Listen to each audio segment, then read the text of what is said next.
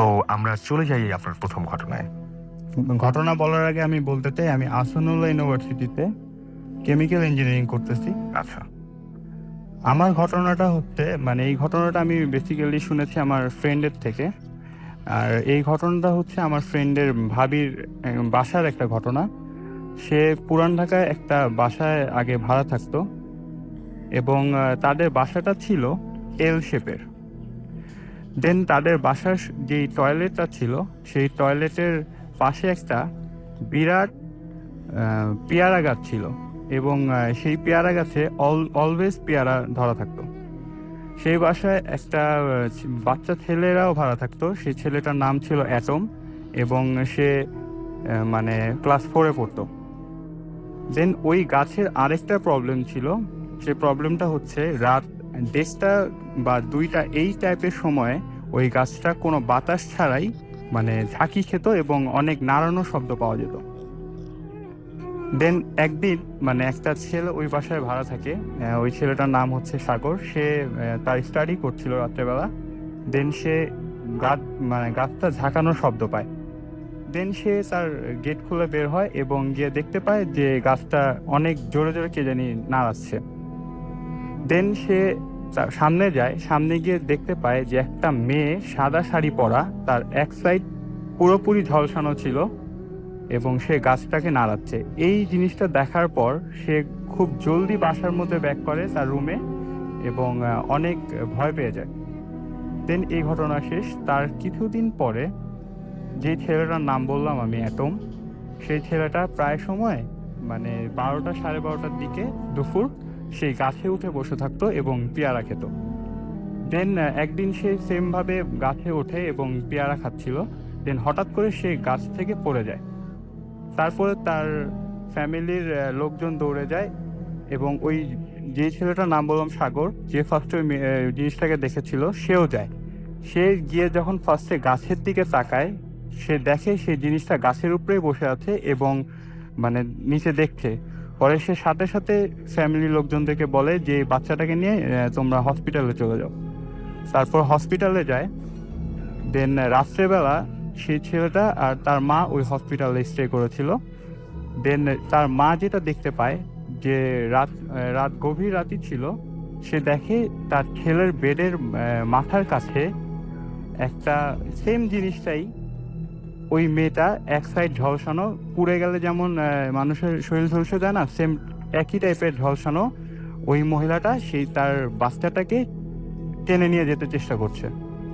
দেন এটা দেখার পরে তার মা খুব ভয় পেয়ে যায় এবং খুব জোরে চিৎকার করে। তারপর হসপিটালে যারা স্টাফ ছিল, নার্স ছিল, তারা সবাই চলে আসে। দেন আর দেখে যে বাচ্চাটার মাথাটা মানে ওই বেড যে মানে যেই বেড ছিল, যে বেডে শোয়া ছিল, সেই বেডের খুব কাছে চলে গেছে। মানে তাকে কেউ সামনের দিকে উপরের দিকে টেনেছে, এই টাইপের কিছু। দেন সকালবেলা তারা সেদিন রাতে সবাই আবার চলে গিয়ে ঘুমিয়ে যায়। দেন সকালবেলা সেই ছেলেটা আর বেঁচে নেই, সেই ছেলেটা মারা যায়। দেন তাকে ওইখানের একটা মানে কবরস্থানের নামটা আমি বলতে চাচ্ছি না, সেই কবরস্থানে তাকে দাফন করা হয়। দাফন শেষে আমার যে ফ্রেন্ডের ভাবি, তার চাচা জানাজা পড়ে এবং দাফন করে সেমভাবে মানে গোসল করতে যায়। গোসল করতে যখন যায়, ওয়াশরুমটার যে ওয়ালটা ছিল, ওয়ালটা বেশি উঁচু ছিল না।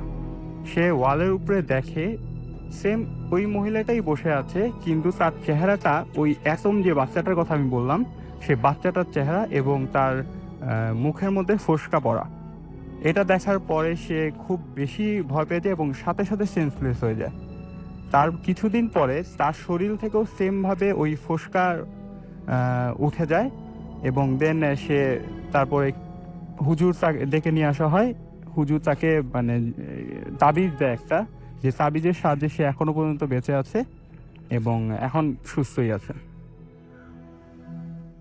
না আসল ভাই, আপনার এই ঘটনা ছিল। আচ্ছা, ওকে, থ্যাংক ইউ সো মাচ অতিথির কাছে। এবং আমরা কয়েকদিন ধরে এরকম শুনছিলাম, আপনারা বলছিলেন, লিখে পাঠাচ্ছিলেন SMS এর মাধ্যমে এবং ইমেইল করছিলেন আমাদের কাছে, যে আপনারা গ্রামের ঘটনা যেগুলো রয়েছে সেই ঘটনাগুলো অনেক বেশি শুনতে চান। আমরা সবসময় আপনাদের যে পছন্দ সেই পছন্দকে মূল্য দিয়ে থাকি এবং সেই কারণেই আমরা ভূত এফএম নিয়ে এতটা বছর পার করতে পেরেছি এবং আমরা আসতে পেরেছি এবং আপনাদের সাথে নিয়ে আরও সামনে যেতে চাই। সো আশা করছি যে আপনাদের সেই প্রত্যাশা পূরণ হতে যাচ্ছে। আমরা যাচ্ছি আমাদের প্রথম অতিথির কাছে তার ঘটনা শুনতে। তার আগে রিকোয়েস্ট করবো আপনার নামটা একটু প্লিজ বলবেন এবং আপনি কোথা থেকে এসেছেন। থ্যাংক ইউ রাসেল ভাই। আমার নাম টুটুল, আমি মিরপুর 2 দিয়ে থাকি আর কি। ওকে, আমরা ঘটনায় চলে যাই। এই ঘটনাটা কোথায় ঘটেছিল সেটা শুরুতে একটু বলে দিন প্লিজ। ঘটনাটা ঘটছিল সিরাজগঞ্জ জেলা জেলকুচি থানা তামাই গ্রাম। ওকে, ওইখানে একটা মাদ্রাসা আছে। নাম বলা দরকার নাই, আমরা শুধুমাত্র ঘটনাটা শুনবো। যাই হোক, আমার বাবা আমাকে ওই মাদ্রাসাতে ভর্তি করে দেয়। আচ্ছা। ওখানে আমি প্রায় ভর্তি হওয়ার প্রায় 4-5 মাস আমার কোনো সমস্যা হয় নাই আর কি এরকম। যাই হোক, যেদিন ঘটনাটা ঘটছে ওই দিন আমি আমার এক ফ্রেন্ডকে নিয়ে আমি লজিং বাড়িতে, মানে সাধারণত যারা কমি মাদ্রাসার সাথে পড়ে তারা লজিং বাড়িতে থাকে আর কি, ওখানে খাওয়া দাওয়া করে। তো আমিও সেম লজিং থাকতাম এক জায়গায় এক বাড়িতে, তো সেখানে খাবারের জন্য যাই। সাথে আমার একটা ফ্রেন্ড থাকে আমার সাথে, ও আমার পাশের বাসায়, আমি যে বাসাতে লজিং থাকতাম ওর পাশের বাসায় ও লজিং থাকে। আমরা দুজন একসাথে যাতায়াত করি। তো রাতুল ভাই জায়গাটার বর্ণনা দেওয়া উচিত, যে জায়গাতে আমি ঘটনাটা ঘটছে আমার সাথে। মাদ্রাসার সামনেই ঠিক একটা কবরস্থান ছিল। কবরস্থানের পাশ দিয়ে মানে একটা কাঁচা রাস্তা ছিল। এই রাস্তা দিয়ে গেলে আমার লজিং বাড়িতে গেলে সময় একটু কম লাগে আর কি। অবশ্য লজিং বাড়িতে যাওয়ার জন্য আরো 2টা রাস্তা আছে, ওইখানটা যাইতে অনেক সময় বেশি লাগে বলে আমি ইয়েতে যাই, ওই শর্টকাট রাস্তা দেখি। তো আমার ফ্রেন্ডকে নিয়ে ওই দিন প্রত্যেক দিনের মতো আমি ওই কবরস্থানের পাশ দিয়েই যাই। কবরস্থানটা শেষ হওয়ার ঠিক 50-60 হাত পরেই একটা জমির ভিতর দিয়ে একটা রাস্তা আছে, যাকে গ্রাম অঞ্চলের ভাষায় আইল বলা হয়। আইলের উপর দিয়ে যাই। আমি ওই গরানটা নামতেই, মানে জমির ভিতরে নামতে একটা বাড়ি আছে। বাড়িটার পিছনের সাইডে একটা পুকুর আছে, ছোট পুকুর আছে। গ্রাম অঞ্চলে ময়লা ফেলায় অথবা ওই টিউবওয়েলের পানি গড়ায়, ওখানে একটা বাজারও আছে। তো ঠিক ওই জায়গাতে যখন যাওয়ার পরে আমি দাঁড়ায়া যাই, আমি সামনে দেখতে পাই একটা সাদা কাপড় মরানো কিছু একটা পরে আছে। যাই হোক, বোঝা যায় যে 3-4 বছরের একটা বাচ্চা আর কি, দাফনের কাপড় পরালে যেরকম হয় আর কি, এরকম কিছু একটা মানে লাশটা আছে। আমি আমার ফ্রেন্ডকে বলি যে, ফ্রেন্ড আমাকে বললো যে করো, কি দাঁড়ায় গেলি কেন? আমি বললাম যে তুই কি কিছু দেখতে পাচ্ছিস না? পরে বললো যে না। পরে বললাম যে দেখ, এখানে দেখ, আমি একটা লাশের মতো কিছু একটা দেখতেছি, তুই কি দেখছিস? পরে ও বললো যে না। আমি ওকে বেশ কয়েকবার দেখানোর চেষ্টা করলাম কিন্তু দেখতে পারবো না। পরে ওকে আমি বললাম যে তাহলে আমরা এই রাস্তা দিয়ে যাবো না, নেক্সট অন্য রাস্তা দিয়ে যাই। তো এক পর্যায়ে রাজি হইলো না। পরে আমার কথা মতো বললো যে আচ্ছা ঠিক আছে, চল অন্য রাস্তায় যাই। পরে যখন আমি ব্যাগ পিছনের দিকে আবার যে রাস্তাতে আসছিলাম ওই রাস্তাতে চলে যাওয়ার জন্য যাই, ঠিক ওই যে গরানটা দিয়ে আমি নামছিলাম, যেই গরানটা দিয়ে আমি জমিতে নামছি, ঠিক ওই গরান দিয়ে ওঠার সময় দেখি যে একজন মানুষ আর কি গরান দিয়ে নামছে, হাতে একটা সিগারেট ছিল। তখন আমার মনে পড়লো আর কি ছোটবেলার যে যে কারোর কাছে যদি আগুন থাকে তাহলে এগুলা কিছু হয় না। তো আমার ফ্রেন্ড বললো তাহলে উনি যেহেতু যাবে ওনার সাথেই যাই। তখন ওনার সাথে আমি কোনো কথাবার্তা না বলে, আমরা দুজনেই কথা বলি নাই, না বলার কারণে উনি আগে হাসছিল, আমরা ওনার পিছে যাই।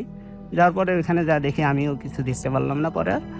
পরে ঠিক লজিং বাড়িতে গেলাম, খাওয়া দাওয়া শেষ করে আবার চলে আসলাম। ওই রাস্তা দিয়ে আসিনি, অন্য রাস্তা দিয়ে আসলাম, যদিও সময় বেশি লাগে। দ্বিতীয় দিন সেম ঘটনাটা ঘটছে। দ্বিতীয় দিন ওই কবরস্থানের পাশটা পার করার পর যখন আমি ওই রাস্তা দিয়ে গরান নামার পর ওই জায়গাতে যখন যাওয়ার পরে আমি আবার দাঁড়ায় গেছি। তখন ও বললো যে কি হয়েছে? বললাম যে আজকেও তো দেখতেছি আমি। পরে ও বললো যে ও দেখতে পেলো না ওই দিন।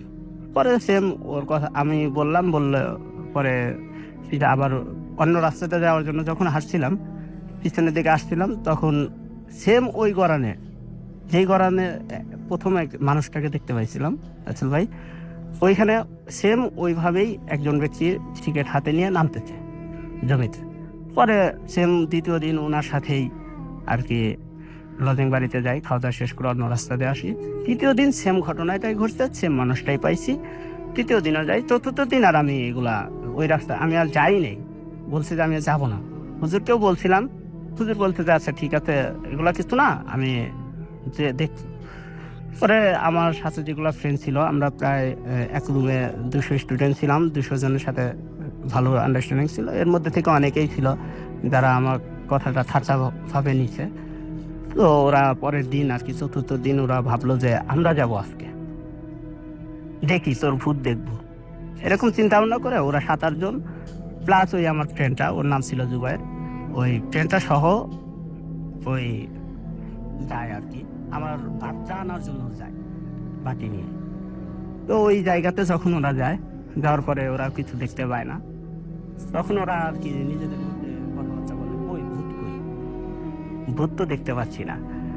ওই এরকম যখন 3-4 মানে ওরা যখন নিজেদের মধ্যে মতবাদ শুরু করলো, তখন ওরা হঠাৎ মানে বাসযাত্রা মানে বাতাসে হলে যেমন আর কি নড়াচড়া করে, এরকম নড়াচড়া করা শুরু করলো।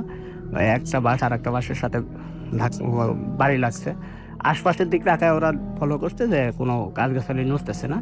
তখন ওরা ওইটা বাসগাছ যখন করছে, তখন ওরা আকাশের দিকে তাকাইছে, একজন আর কি আকাশের উপরের দিক তাকাচ্ছে, দেখে যে ওই যে আমি যে জিনিসটা দেখছি ওই জিনিসটাই ওই বাসজারের উপরে আমি দেখছি শুয়া অবস্থায় মাটিতে, কিন্তু ওরা দেখছে বাসজারের উপরে দাঁড়ানো অবস্থায়, কিন্তু কাপড়ের কাপড়টা মরণই ছিল আর কি শরীরের সাথে। পরে ওরা সবাই দেখতে জিনিসটা, দেখার পরে ওরা যখন মাদ্রাসায় আসা পর হুজুরকে বিস্তারিত খুলে বলে, তখন আমি আর কি ওদের কাছ থেকে পরের টুক শুনি আর কি, পরের চতুর্থ দিনের ঘটনাটুক জানি। তারপর ওদের মধ্যে থেকে প্রায় 3-4 জনের আর কি অনেক জ্বর আসে, প্লাস আমারও আসে সাথে। এই তো। অনেক ধন্যবাদ আপনাকে। সেই ঘটনাটি পাঠিয়েছেন আমাদের একজন লিসেনার, এবং তিনি স্টুডিওতে কোনো একটা কারণে উপস্থিত হতে পারেনি বলেই আমরা তার ঘটনাটি পড়ে শোনাচ্ছি। ঠিক এভাবে লিখেছেন, আমি সেভাবেই তার ঘটনাটি আপনাদেরকে পড়ে শোনাচ্ছি। প্রিয় রাসেল ভাই, আমার নাম আরিফ। আমি একবার ডিসেম্বরের দিকে আমার বোনের বাড়িতে আমার ভাগিনা শাওনকে নিয়ে বেড়াতে যাই। আমার আপার বাড়ি ছিল নেত্রকোনায়। আমি আর আমার ভাগিনা শাওন খুব সকালে রওনা দেই এবং আমরা ঠিক সকাল 11টায় তাদের বাড়িতে পৌঁছাই। আমার বোন নতুন বাড়ি তুলেছে। বাড়িটা 3 তলা এবং নিচে মার্কেট। আমার বোনের 2 ছেলে ছিল, তারা আবার হচ্ছে যমজ। তাদের নাম ইমন এবং ইফন। আমরা যেদিন যাই তারা তার পরের দিন সেই বাড়িটায় ওঠে। আমরা যেদিন যাই তারা তার পরের দিন সেই বাড়িটায় ওঠে। আসলে নতুন বাড়ি সবার কাছে ব্যাপারটা খুব আনন্দের ছিল। আমরা প্রথম দিন অনেক টায়ার্ড ছিলাম, তাই খুব তাড়াতাড়ি শুয়ে পড়ি। হঠাৎ রাত 2টা বা 3টার সময় আমার ঘুম ভেঙে যায়। আমার মনে হলো আমার রুমের টয়লেটে কেউ আছে। আমি আমার বিছানার দিকে তাকিয়ে দেখি আমার 3 ভাগিনা ইমন, ইভন, শাওন আমার সাথে ঘুমিয়ে আছে, এবং আমি ভাবলাম যে ওরা কেউ মনে হয় কল ছেড়ে ঘুমিয়ে পড়েছে। আমি টয়লেটে গিয়ে দেখি পুরো টয়লেট নষ্ট করা, এবং আমার খুব মেজাজ খারাপ হয়ে যায়। তাই আমি ওদের ডেকে উঠাই এবং ওদেরকে বলি যে তারা কেন টয়লেটের এই অবস্থা করেছে। ওরা বলে, মামা আমরা কেউ ঘুম থেকে উঠিনি, তাহলে আমরা কিভাবে করব। আমি ভাবলাম হয়তো আপার কাজের মেয়ে মৌ বোধহয় এই কাজ করেছে। পরদিন শাওন, ইমন আপাকে রাতের কথা বলল এবং আপা মৌকে দিয়ে টয়লেটটা পরিষ্কার করলো। সেই দিন সন্ধ্যায় আমার দুলাভাই কিছু ফলমূল নিয়ে আসলো এবং আমরা অল্প কিছু খেলাম আর বাকিগুলো রেখে দিলাম। পরদিন সকালে আপা দেখলো কোনো ফলমূল নেই, আর আপা নাকি সারা রাত ছাদে কিছু অদ্ভুত শব্দ শুনেছে। পরদিন সে আমাকে আর দুলাভাইকে এই সব বলল, এবং দুলাভাই বলল যে নতুন বাড়ি তো একটু মিলাদ পড়াতে হবে। সেই দিন রাতে প্রায় 1টায় আমি আর আমার 3 ভাগিনা রুমে ক্যারাম বোর্ড খেলছিলাম। হঠাৎ আমার ছাদ থেকে আমরা ছাদ থেকে কেউ মানে কেউ আছে না কেউ আহ, ছাদ থেকে কেউকে আছাড় দেওয়ার, এটা কাউকে হবে, এটা কাউকে আছাড় দেবার কাউকে আছাড় দেওয়ার শব্দ পাই এবং ছাদে গিয়ে আমরা তাড়াতাড়ি ছাদে যাই এবং দেখি যে আপার বাড়ির পানির ট্যাঙ্কের সম্পূর্ণ মানে পুরোটা ভাঙা এবং পুরো ছাদ পানিতে ভেজা। আমরা সবাই এই দৃশ্য দেখে অবাক হয়ে যাই এবং সবাই খুব ভয় পাই এবং সেই দিন রাতে আমি আমার রুমে কারো কাদার শব্দ পাই এবং আমি আমার পাশে দেখি ইমন, ইভন, শাওন এই 3 জন এক প্রকার মানে বিকট শব্দ করছে এবং কি জানি আমাদের প্রচণ্ড শক্তি দিয়ে বিছানার সাথে আটকে রেখেছে। আমি মুহূর্তের মধ্যে সেন্সলেস হয়ে পড়ি। পরদিন আমি জানতে পারি সকালে আমাকে ছাদে পাওয়া গেছে। আমি নাকি ছাদে ঘুমিয়েছিলাম এবং আমার পুরো শরীর পানি দিয়ে ভেজা ছিল। তারপর আমার দুলাভাই সেই দিন একজন হুজুরকে নিয়ে আসেন এবং পুরো বাড়ি বন্ধ করে দেন তিনি এবং আমাকে একটা পানি পড়া দেন। সেই থেকে এখন পর্যন্ত আর কোনো সময় সেই বাড়িতে আর কোনো প্রবলেম হয়নি। এই ছিল আমার ঘটনা। ভালো লাগলে পড়ে শোনাবেন এবং তারপরে তিনি তার কন্ট্যাক্ট নাম্বার দিয়েছেন। প্লিজ আপনি আপনার নামটা বলে তারপর আপনার ঘটনাটা শুরু করবেন। কোথা থেকে এসেছেন সেটা একটু বলবেন কাইন্ডলি। থ্যাংক ইউ রাসেল ভাই। আমি হ্যালো লিসেনার্স, আমি ইকরামুল ইসলাম তনু। আমি এসেছি মিরপুর 2 নাম্বার থেকে। আমার হোম ডিস্ট্রিক্ট হচ্ছে টাঙ্গাইল। তো রাসেল ভাই, আমি সরাসরি ঘটনায় চলে যাচ্ছি। তো রাসেল ভাই, ঘটনাটি আমার নিজের সাথে ঘটা। রাসেল ভাই, ঘটনার দিন আমি আমার নানুর বাড়িতে ছিলাম। মানে নানুর বাড়িতে যাই দুপুর 2টার দিকে। যখন আর কি আমার নানা কাজ থাকে, এগুলো শেষ করতে করতে আপনার মাগরিবের আজান দিয়ে দেয়। আর যখন টাঙ্গাইলের উদ্দেশ্যে রওনা দিব, তো তখন রাসেল ভাই মানে মাগরিবের আজান দিছে তার আপনার 10 থেকে 15 মিনিট পরে আমি রওনা দিই। তো সিএনজি করে। তো মানে আমার নানুর বাড়িটা হচ্ছে এলাঙ্গা, টাঙ্গাইল থেকে প্রায় আপনার 10 কিলোমিটার দূরত্ব। তো সিএনজিতে 10-15 মিনিট লাগে। তো রাসেল ভাই, আমি টাঙ্গাইল নতুন বাস স্ট্যান্ডে আসি এবং রাসেল ভাই, এই জায়গায় আপনাকে একটু ইনফর্ম করা দরকার। সেটা হচ্ছে যে আমার বাসায় 2টা ওয়েতে যাওয়া যায়। এখন আপনার টাঙ্গাইল মেন টাউন হয়ে স্টেডিয়ামের ওই দিক দিয়ে যাওয়া যায়, আর আরেকটা হচ্ছে শর্টকাট টাঙ্গাইল ডিস্ট্রিক্ট হয়ে যাওয়া যায়। তো রাসেল ভাই, আমি খুব টায়ার্ড ছিলাম। তো যার কারণে ওই দিন ওই আপনার ডিস্ট্রিক্ট হয়ে আমি আমার বাসায় যাবো বলে চিন্তা করি এবং একটা রিক্সা নিয়ে ডিস্ট্রিক্ট গেট হয়ে আপনার একরের উত্তর পূর্ব প্রান্তে একটা ব্রিজ আছে, তো সে জায়গায় রিক্সা নিয়ে যাই এবং রিক্সা থেকে নামি। এই জায়গায় রাসেল ভাই, একর সম্পর্কে আপনাকে একটু বলা দরকার। সেটা হচ্ছে এই একরটা বেশ পুরনো, বেশ কিছু পুরনো বিল্ডিং আছে এবং রাসেল ভাই, একরের রাস্তাগুলো ভাঙা, ল্যাম্প পোস্ট, রাস্তার 2 পাশে যে ল্যাম্প পোস্ট সেগুলো আসলে আপনার বেশ পুরনো, মরিচা ধরে গেছে। তো এই কারণে রাসেল ভাই, এগুলোতে আপনার ইলেকট্রিসিটি যে বিদ্যুৎ সংযোগটা থাকার কথা এগুলো নেই। রাস্তাগুলো আপনার পুরো অন্ধকার থাকে সন্ধ্যার টাইমে বা রাত্রে। তো রাসেল ভাই, আরেকটু আপনাকে এই জায়গায় বলা দরকার। সেটা হচ্ছে যে একরের ঠিক দক্ষিণ পশ্চিম প্রান্তে আমার বাসাটা।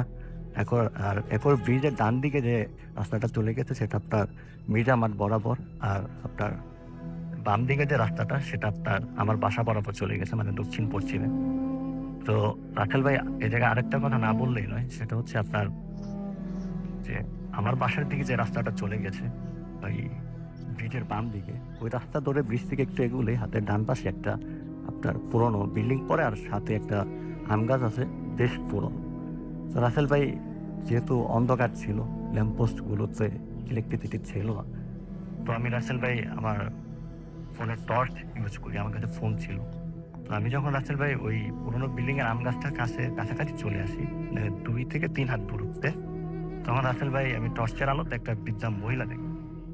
তো বৃদ্ধার মহিলাটা আসলে রাসেল ভাই, এটা তার একটু বর্ণনা দেওয়া দরকার। উনি ছিলেন রাসেল ভাই, মানে তার চুলগুলো ছিল একেবারে পাকা, পরনে সাদা একটা নর্মাল কাপড় পরা, আর গায়ের চামড়াগুলো কুচকানো ছিল। আর রাসেল ভাই, আমি যখন তার কাছাকাছি চলে আসি, তখন রাসেল ভাই, আমি যেটা মানে তো আমার টর্চের আলো তার মুখে পড়ে এবং উনি আমার দিকে অনেকটা মানে ওনার চাহনিটা, উনি আমার দিকে তাকায়, ওনার চাহনিটা ছিল আপনার বেশ উইয়ার্ড আর কি। আসলে ভাই, এমনিতেই আমি টায়ার্ড ছিলাম, আর মানে এটা দেখার পরে আমার একটা আনইজি ফিল হয়। তো রাসেল ভাই আমি তাকে ক্রস করে তাতে বাসায় চলে যাই। বাসায় যাওয়ার পরে আমি ফ্রেশ হয়ে রেস্ট করি। তারপর আপনার নিত্য প্রয়োজনীয় কাজ সেরে আমার ডিনার করতে করতে রাসেল ভাই 9:30 বা 10টা বেজে যায়। দেন রাসেল ভাই আমি আমার বাসায় চলে যাই। এই জায়গায় রাসেল ভাই তাকে একটু ইনফর্ম করি যে আমি আমার বাসাতে মানে একাই ঘুমাই, আর আমার মানে রাত জেগে মুভি দেখার একটা অভ্যাস আছে। রাসেল ভাই ওই দিনও তার ব্যতিক্রম হয় না।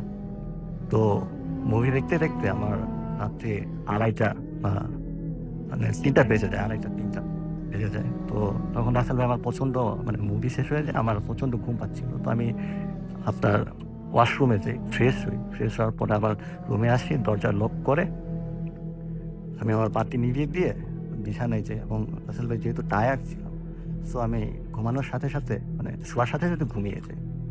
তো রাসেল ভাই ঘুমের মধ্যে আমি যা দেখতে পাই, মানে ঘুমের মধ্যে আমি সবটাই দেখতে পাই যে ওই বৃদ্ধা মহিলাটি আমার ডান হাত ধরে টানতেছে। এবং রাসেল ভাই মানে ওনার মুখে একটা ভয়ানক হাসি ছিল। আর এই জায়গায় তার একটু বিবরণ দেওয়া দরকার। তার চোখ ছিল রাসেল ভাই, কিন্তু চোখের যে মণিটা এটা ছিল না। এটা আপনি স্বপ্নে দেখছেন? হ্যাঁ, স্বপ্নে দেখছি। চুলগুলো ছিল এলোমেলো। আর রাসেল ভাই মানে ওই যে মুখে যেটা বললাম আর কি, বিভৎস একটা হাসি।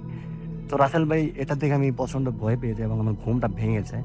আর ঘুম ভাঙার পরে রাসেল ভাই যেটা হয় সেটার জন্য আসলে আমি মোটেই প্রস্তুত ছিলাম না। এর মাঝখানে আমি আপনাকে একটু ইনফর্ম করতে চাই, সেটা হলো যেহেতু আমার দরজা লক, আমার জানালা বন্ধ, আর প্লাস আমার লাইট অফ ছিল। তো রাসেল ভাই রুমে মানে কোনো প্রকার আলো প্রবেশ করার কোনো ওয়ে ছিল না। তো রাসেল ভাই ঘুমটা ভাঙার সাথে সাথে আমি যেটা ফিল করেছি, আমার ডান হাত ধরে কেউ টানতেছে। তো রাসেল ভাই সাথে সাথে আমার যেটা মনে হয় যে কিছুক্ষণ আমি যেটা আমি দেখেছি, কয়েক সেকেন্ড আগে আমি যেটা দেখেছি, সেটা যদি স্বপ্ন হয় তাহলে এটা কি? এটা আমার আর কি মানে নিজের মন বলে ওঠে।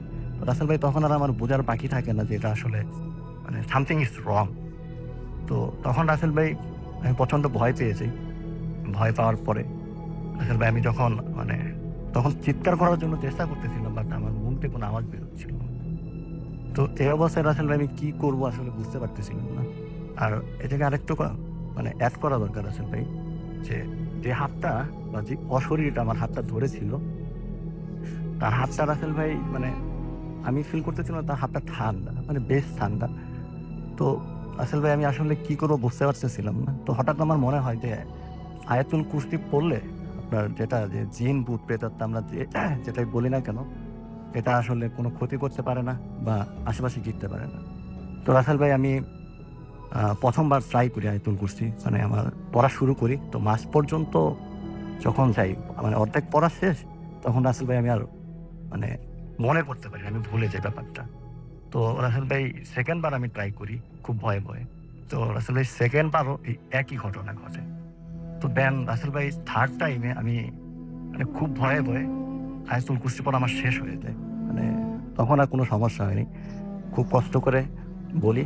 তো দেন রাসেল ভাই যেটা হয় যে হাতটা আমার হাত ধরেছিল বা যে অশরীরটা আমার হাত ধরেছিল, সে আমার হাতটা ছেড়ে দেয়। আর তখন রাসেল ভাই আমি বিছানার থেকে লাফ দিয়ে নেমে আমার ওই রুমের লাইটটা জ্বালিয়ে দিই। রাসেল ভাই আমি রুমের মধ্যে কাউকে দেখতে পাই না।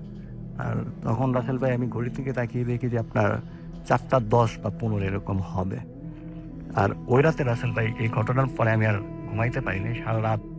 আপনার তারপরে 4টার পরের থেকে আপনার লাইট জ্বালিয়ে আমি রুমেই আপনার শোয়া ছিল। এই ছিল না। আপনাকে অনেক ধন্যবাদ আপনার ঘটনার জন্য, এবং আমরা পরবর্তীতে আপনার কাছে আবারও ফিরে আসবো। এখন ছোট্ট একটা বিরতিতে আমাদের আরও একবার যেতে হবে। আমাদের সঙ্গেই থাকুন এবং কোথাও যাবেন না। স্টে টিউনড টু রেডিও ফুর্তি অ্যান্ড ডোন্ট স্টপ দ্য ফুর্তি। শুনছেন সবসময় রেডিও ফুর্তি, বাংলাদেশের সর্ববৃহৎ রেডিও নেটওয়ার্ক। চলছে ভূত এফএম হন্টেড বাই এয়ারটেল। আমি রাস্তার সাথে আমার সাথে রয়েছে আজকের অতিথিরা, এবং আপনারা তো আছেনই। আর আমরা দারুণ দারুণ সব ঘটনা শুনছি। আপনারা SMS করেছেন, দেখি কি লিখেছেন আপনারা। আমাদেরকে দেখতে পাচ্ছি যে এখলাস SMS করেছেন। SMS করেছেন আমাদেরকে সঞ্জনা চাঁদপুর থেকে এবং তিনি বলছেন যে প্রথম রক্স। আমাদেরকে সাদিক SMS করেছেন সিলেট থেকে। SMS এবং তিনি বলছেন যে আমার কাছে অনেক হন্টেড ঘটনা রয়েছে যা শুনলে সবাই অনেক ভয় পাবে ঘুমাতে। তাহলে আমার যেটা মনে হয় যে আপনারা দেরি না করে এখনই আমাদেরকে ইমেইল করে দেওয়া উচিত এবং আমাদের ইমেল অ্যাড্রেসটি আপনার জন্য আরও একবার জানিয়ে দিচ্ছি। আমাদের ইমেল অ্যাড্রেস হচ্ছে bhfm@radio40.fm, which is BHWTFM@radio40.fm। আমাদেরকে দিশা SMS করেছেন নাজমা রফিক। আমাদের SMS করেছেন ইব্রাহিমপুর থেকে এবং তিনি বলছেন তারা SMS কখনোই পড়া হয় না, আজকে পড়ে ফেলেছি। সানি 69 বোটবাজার থেকে SMS করেছেন এবং তিনি আশা করছেন যে আজকে সব ঘটনাগুলো অনেক বেশি ভালো হবে। হাফিজ আমাদের SMS করেছেন লিটন। এছাড়াও আমাদের মারুফা SMS করেছেন আমাদেরকে দেখতে পাচ্ছি রাজু বিশ্বাস এবং আমাদেরকে SMS করেছেন দেখতে পাচ্ছি শাহিন। এছাড়াও রবিউল আমাদের SMS করেছেন, সুমাইয়া এবং সাদিয়া খুলনা খালিশপুর থেকে আমাদের SMS করেছেন, অনিকা আমাদের নিউ মার্কেট থেকে SMS করেছেন, সবুজ আমাদেরকে SMS করেছেন আমাদেরকে সীমান্ত। এছাড়াও আমাদের SMS করেছেন দেখতে পাচ্ছি মুন্তাসির ঢাকা খিলগাঁও থেকে। আমাদেরকে SMS করেছেন স্টার্লিং লিটন মিরপুর 6 থেকে। আমাদেরকে মানিক SMS করেছেন আমাদেরকে ফারিয়া বরিশাল থেকে এবং আমাদেরকে SMS করেছেন দেখতে পাচ্ছি সেলিম সিলেট থেকে। সাদিক আমাদের SMS করেছেন, তামান্না আমাদের SMS করেছেন, তামান্না আফরোজ নিউ মার্কেট থেকে। ফুয়াদ আমাদের SMS করেছেন এবং তিনি বলছেন তিনি এবং তার 4 ফ্রেন্ড সবাই মিলে ভোট FM শুনছেন এবং তাদের এটা অনেক পছন্দের একটি শো। নাজমুল আমাদের SMS করেছেন আমাদেরকে হিমাদ্রি। এছাড়াও চমক আমাদের SMS করেছেন ফারহান সহ আরও অনেকে। আপনি যদি SMS করতে চান তাহলে মোবাইলের মেসেজ অপশনে গিয়ে টাইপ করুন ফুর্তি FOORTI ফুর্তি, স্পেস দিয়ে লিখুন আপনার নাম, স্পেস দিয়ে আপনার মেসেজ পাঠিয়ে দিন 9840 নাম্বারে। আর আপনি যদি ইমেল করে আমাদের ঘটনা পাঠাতে চান তাহলে আমাদের ইমেল অ্যাড্রেসটি হচ্ছে bhfm@radio40.fm, which is BHWTFM@radio40.fm। আপনার নাম, ঠিকানা এবং ফোন নাম্বার সহ আপনার জীবনের সেরা ঘটনাটি পাঠিয়ে দিন আমাদের কাছে। যদি আপনার ঘটনা সিলেক্টেড হয় ডেফিনেটলি আমরা সেটা প্লে করব আমাদের রেডিও 40-তে। আর যারা দেশের বাইরে রয়েছেন তাদেরকে আরও একবার অনুরোধ করছি যে আপনারা আপনাদের যে ঘটনাগুলো রয়েছে সেই ঘটনাগুলো ইমেইল না করে সরাসরি অডিও ক্লিপ পাঠাতে পারেন আপনারা এবং সেজন্য তো আপনারা আপনাদের মোবাইল হ্যান্ডসেটটাই ব্যবহার করতে পারেন।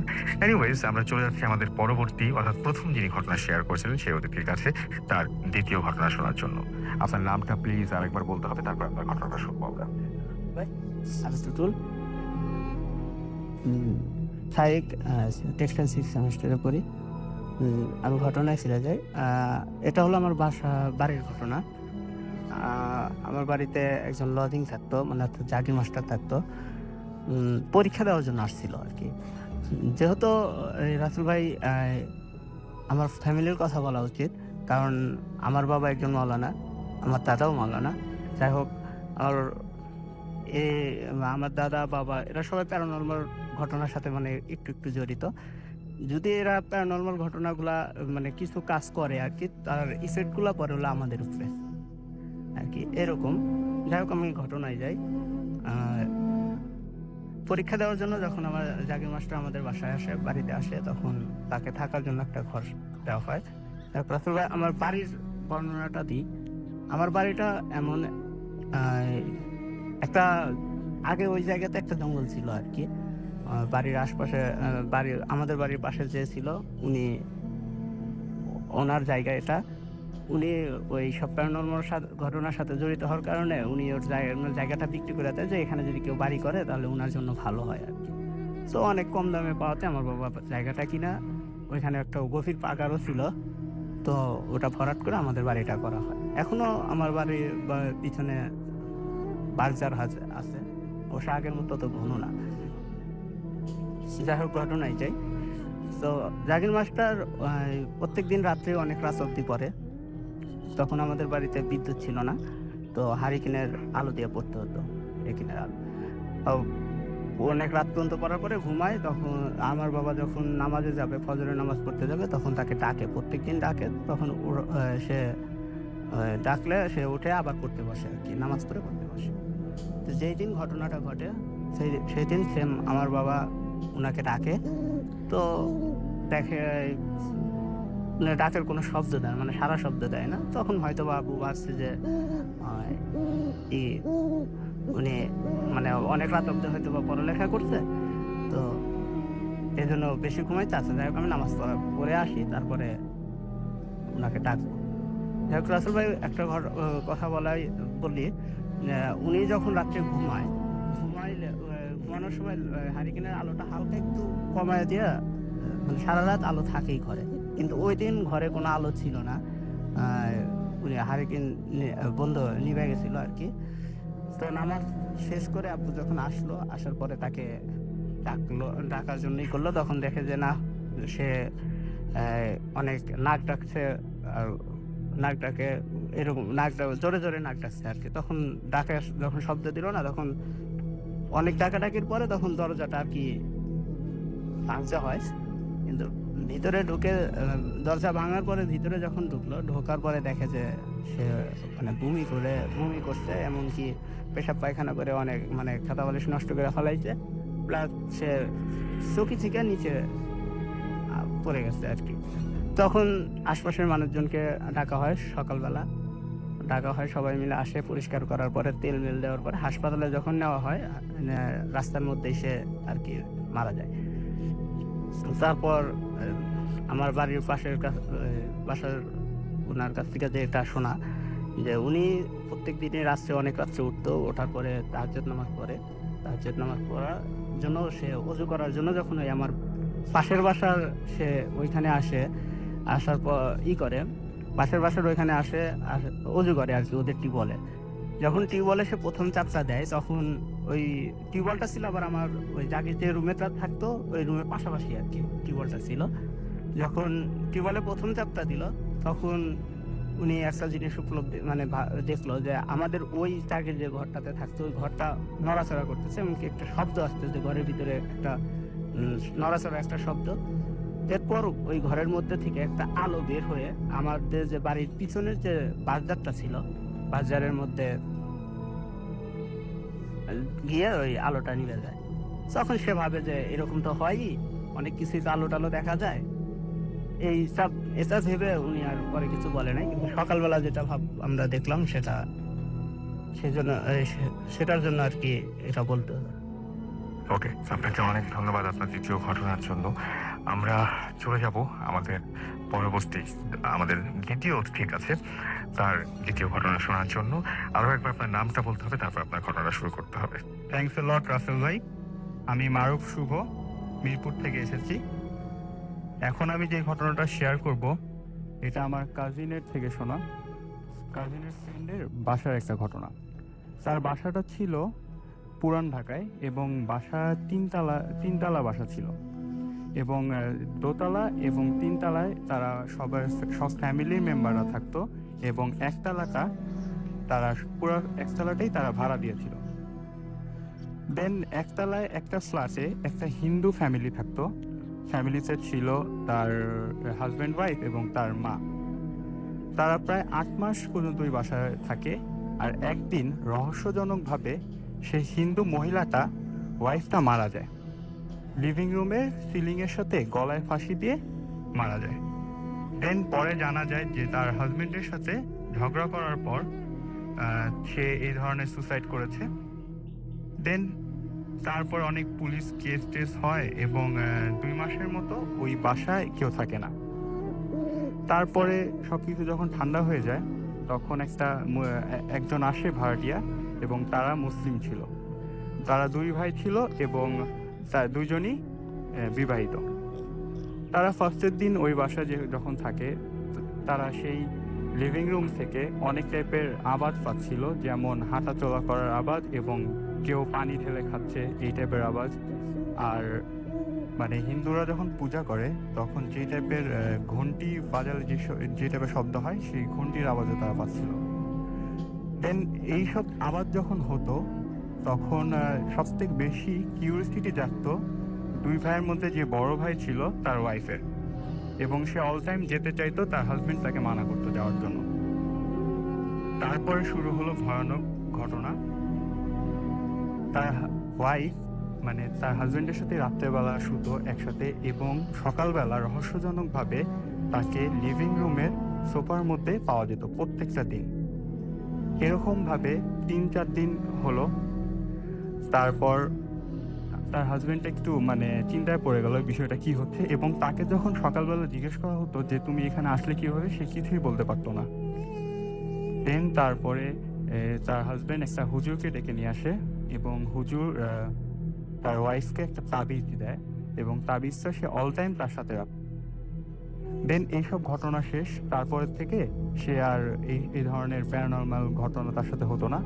তার কিছুদিন পরে তার হাজবেন্ড ওয়াশরুমে যাওয়ার জন্য বাইরে যায়, এবং লিভিং রুমের লাইটটা যখনই সে জ্বালায় তখন সে দেখতে পায় ভয়াবহ একটা দৃশ্য, যেটা দেখার জন্য সে কোনো সময় মানে সেটা এক্সপেক্ট করেনি যে এই ধরনের দৃশ্য সে দেখতে পাবে। সে দেখতে পায় লিভিং রুমের সিলিংয়ের সাথে একটা মেয়ে গলায় ফাঁসি দিয়ে ঝুলে আছে, এবং ওই মেয়ের চেহারাটা তার ওয়াইফের মতো একেবারে সেম। এটা দেখার পর সে খুব জোরে চিৎকার দেয় এবং সাথে সাথে সেন্সলেস হয়ে যায়। দেন তারপর তাকে সেন্সে আনা হয় এবং জিজ্ঞেস করা হয় তুমি কি দেখেছো। দেন সে বলে যে আমি এই টাইপের জিনিস দেখেছি।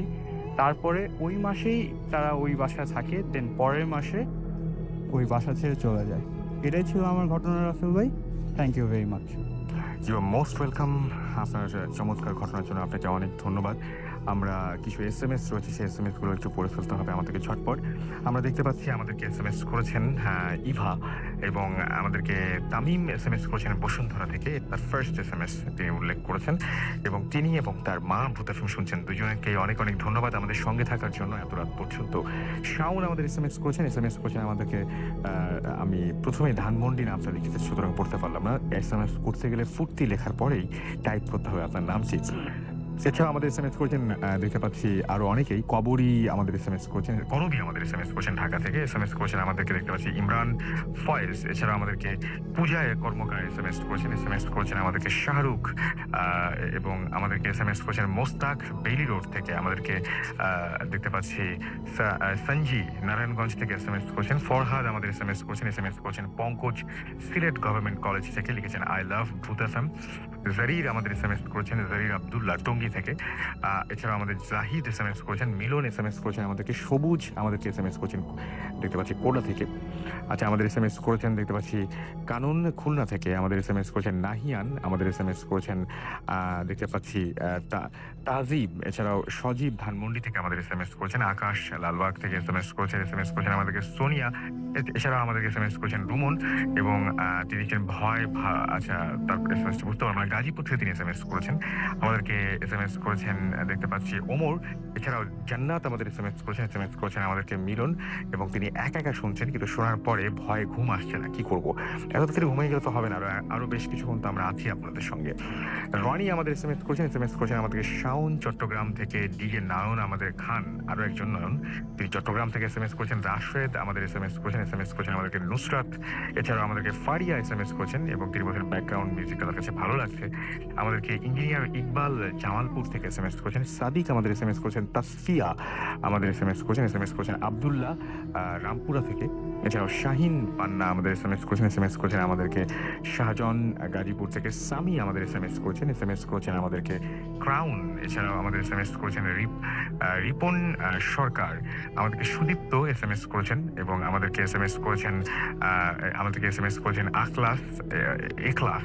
এছাড়া SMS করেছেন আমাদেরকে শুভ সহ আরো অনেকে। আপনি যদি SMS করতে চান তাহলে মোবাইলের মেসেজ অপশনে গিয়ে টাইপ করুন ফুর্তি, FORTI, ফুর্তি স্পেস দিয়ে লিখুন আপনার নাম, স্পেস দিয়ে আপনার মেসেজ পাঠিয়ে দিন 9840 নাম্বার। যদি আমাদের ইমেল করে ঘটনা পাঠাতে চান তাহলে আমাদের ইমেল অ্যাড্রেস হচ্ছে bhutfm@radiofurti.fm, which is BHWTFM@radioFOORTI.fm। আপনার নাম, ঠিকানা এবং ফোন নাম্বার সহ আপনার জীবনে ঘটে যাওয়া চরম ভয়ের যে ঘটনাটি রয়েছে সেই ঘটনাটি আমাদের কাছে জানিয়ে দিন। আর যারা আপনারা ইমেইলের শুরুতে যদি একটু উল্লেখ করেন কাইন্ডলি যে আপনারা এখানে এসে ঘটনা শেয়ার করতে চান, নাকি আপনারা চান যে আপনার ঘটনাটি আমরা পড়ে শোনাই, তাহলে আরও ভালো হয়। আর যদি আমাদেরকে দেশের বাইরে থেকে একজন ইমেল করতে চান, তাহলে আপনার ঘটনাটি যদি পাঠাতে চান তাহলে আপনারা ইমেল না করে সরাসরি মানে ঘটনাটি না লিখে সরাসরি আপনারা রেকর্ড করে কিন্তু আমাদের কাছে পাঠিয়ে দিতে পারেন। যাই হোক, আমরা চলে যাচ্ছি আমাদের পরবর্তী অতিথির কাছে তার ঘটনা শুনতে, এবং আমাদের তৃতীয় যে অতিথি তার দ্বিতীয় ঘটনায় আমরা যাচ্ছি। আপনার নামটা আরো একবার বলতে হবে, তারপর আপনার ঘটনাটা পেয়েছি। রাসেল ভাই, hello listener, শামুল Islam Tanu, Mirpur 2 number থেকে। রাসেল ভাই, ঘটনাটা আমার নানুর কাছ থেকে শোনা। আর ঘটনাটা মেবি আপনার 1965 বা 70-এর দিকে হবে, নানু আমাকে যেটা বলে। তো রাসেল ভাই, আমি প্রথমে নানুর বাড়ির বিবরণটা দিতে চাই। সেটা হচ্ছে যে আমার মানে নানুর বাড়িটা ছিল মানে তখনকার সময়ে নানুর বাড়িটা সামনে একটা পুকুর ছিল, তো পুকুরের অপোজিট সাইডে ওই নানুর মামার বাড়ি ছিল। তো রাসেল ভাই, নানুর বাড়ি যে সাইডে ছিল ওই সাইডে একটা পুরনো মানে বট গাছ ছিল আর কি। তো রাসেল ভাই, নানুর বাড়ি মানে মামার বাড়ির পাশে থাকলে যেটা হয় যে সবসময় যাতায়াত করা হয়। তো রাসেল ভাই, আমার নানু সবসময় মামার বাড়িতে যাতায়াত করতেন, খেলাধুলা করতেন। তো এমন একদিন রাসেল ভাই উনি খেলাধুলা করতেছিলেন মামার বাড়িতে, মামার তো ভাইয়ের সাথে। তো এমন সময় আপনার মানে সন্ধ্যা হয়ে যায় আর কি খেলতে খেলতে। রাসেল ভাই, আমার নানু তখন তার নিজের বাড়িতে যাবে, তো এই কারণে খেলা বাদ দিয়ে তার মামার কাছে যায় আর কি, যে মামাকে বলতে যে মামা আমি নিজের বাড়ি যাচ্ছি, বাড়ি চলে যাচ্ছি। তো রাসেল ভাই, এটাকে একটু বলা দরকার, যেহেতু ওই পুকুর পাড় দিয়ে তার দিনে অনেকবার যাতায়াত করতে হয়, সে কারণে রাসেল ভাই উনি একাই হাঁটা শুরু করেন। তো রাসেল ভাই, নানু যখন পুকুর পাড় ধরে হেঁটে হেঁটে প্রায় অর্ধেক পর্যন্ত চলে এসছে, তো হঠাৎ করে তার চোখ যায় বট গাছের দিকে। রাসেল ভাই, নানু আমাকে যেটা বলে যে নানু দেখতে পায় যে মানুষ আকৃতির কেউ একজন শূন্যে ভর করে নিচে নেমে আসে এবং আমার নানুকে তার নাম ধরে ডাকে। রাসেল ভাই, নানু আমাকে যেটা বলে যে ওই অশরীরটা বা ওই জিনিসটা আপনার ভয়েসটা ছিল খুব উইয়ার্ড। রাসেল ভাই, আর এ জায়গায় একটা কথা আমি বলতে চাই, সেটা হচ্ছে যে নানুর যে মা ছিলেন ওনার সাথে জিন ছিল। তো ওই জিনিস মানে নানু আমাকে যেটা বলেন যে ওই জিনটা নাকি অনেক খারাপ ছিল এবং অনেক প্রবলেম করতো তাদের। তো রাসেল ভাই, সেই হিসেবে অনেক ছিল আপনার, আমার নানুর এক্সপিরিয়েন্স ছিল এই বিষয়ে। তো রাসেল ভাই, নানু বুঝতে পারে যে এটা প্যারানর্মাল অ্যাক্টিভিটি এবং প্রচণ্ড ভয় পেয়ে যায়। এবং নানু আমাকে যেটা বলে যে উনি মানে তার দৌড়ে তার মামার বাড়ি থেকে ব্যাক করার জন্য চেষ্টা করেন, কিন্তু উনি এত ভয় পান যে আসলে দৌড় দিতে পারতেছিলেন না। তো এমন সময় রাসেল ভাই, হঠাৎ করে আমার নানুর চোখ যায় ওই অশরীর তার পায়ের দিকে। এবং রাসেল ভাই, মানে নানু যেটা বলেন যে ওই অশরীরটার পা মাটির থেকে প্রায় 1 হাত উপরে ছিল।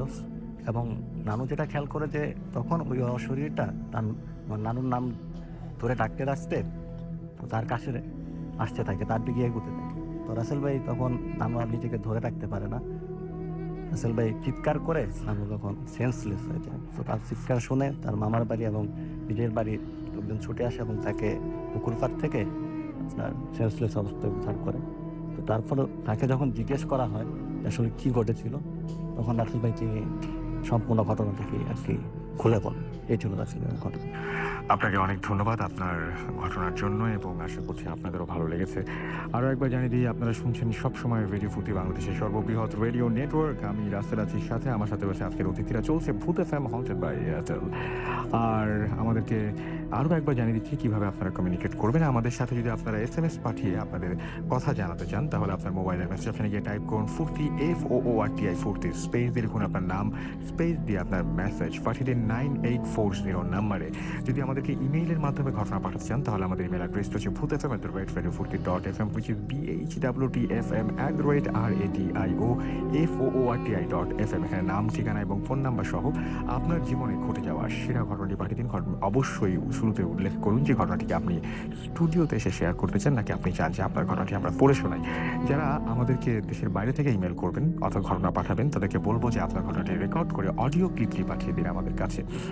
এছাড়াও আরও একটা খবর দেই, সেটি হচ্ছে যে আজকে যদি আনফর্চুনেট, আজকে আমি দেখতে পাচ্ছি যে অনেকেই SMS করছেন এবং SMS করে আজকে এপিসোডের প্রশংসা করছেন। আসলে এটাতে আমাদের কোনো ক্রেডিট নেই। যারা এখানে উপস্থিত রয়েছেন যে সমস্ত অতিথিরা, তারা যদি ভালো ঘটনা নিয়ে আসেন, আপনাদের ভালো লাগে, যদি আপনাদের তারা যদি ব্যর্থ হন, তাহলে আমরা ব্যর্থ হই আর কি। যাই হোক, আমরা মানে একদম পুরো ক্রেডিটটাই দেবো আজকে যে সমস্ত অতিথিরা আজকে এখানে উপস্থিত আছেন তাদেরকে। আনফর্চুনেটলি এরকম একটা চমৎকার এপিসোড যদি আপনি মিস করে ফেলেন, তাহলে কি করতে হবে? তাহলে আপনাকে এয়ারটেল রেডিওর সাহায্য নিতে হবে। সেক্ষেত্রে আপনার এয়ারটেল নাম্বার থেকে ডায়াল করতে হবে 4040 0 সিলেক্ট করতে হবে চ্যানেল 22, তাহলে দেখবেন যে একের পর এক বিভিন্ন এপিসোডের অপশন আপনাকে দেওয়া হচ্ছে এবং যে এপিসোডটি আপনি মিস করেছেন বা যে এপিসোডটি আপনি পুনরায় শুনতে চান চাইলে সেটা কিন্তু আপনি সেখান থেকে শুনে ফেলতে পারেন। আর যারা ভূত এফএম টিউনটা কলার টিউন বা মাই টিউন হিসেবে সেট করবেন ভাবছেন তাদেরকে বলে দিই, আপনাদের খুব সহজ একটা পদ্ধতির মাধ্যমে আপনি সেটা করে ফেলতে পারেন। আপনার মোবাইলের মেসেজ অপশনে গিয়ে টাইপ করুন সিটি, তারপরে টাইপ করুন এই টিউনটির কোড নাম্বার হুইচ ইজ 92125 এবং এই এসএমএসটি সেন্ড করে দিন 3123 নাম্বারে, ব্যাস টিউনটি আপনার হয়ে যাবে। আমি দেখি কিছু এসএমএস এবং আমাকে দেখতে পাচ্ছি যে এখানে বন্ধু আকাশ এসএমএস করেছেন খুলনা থেকে, এসএমএস করেছেন আমাদের রাশেদ, এছাড়াও রনি খান আমাদের এসএমএস করেছেন, এছাড়াও আমাদেরকে দেখতে পাচ্ছি আবিদ এসএমএস করেছেন শাহরিয়ার বাগেরহাট থেকে, এসএমএস করেছেন পীযূষ মজুমদার আমাদের এসএমএস করেছেন খুলনা থেকে, অপু মোহাম্মদপুর ঢাকা থেকে এসএমএস করেছেন এবং তার লাইফে ঘটে যাওয়া একটি ভয়ঙ্কর ঘটনা তিনি আমাদের সাথে শেয়ার করতে চাচ্ছেন। আমি তো ইমেল অ্যাড্রেস বলে দিয়েছি, আপনি পাঠিয়ে দিন। কাজী রাকিব আমাদের এসএমএস করেছেন আমাদেরকে রিয়াজুল ইসলাম, এছাড়াও আমাদেরকে মোহাম্মদ নাজমুল ক্যান্ডারিয়া থেকে এসএমএস করেছেন, লিখেছেন আই লাভ ভূত এফএম।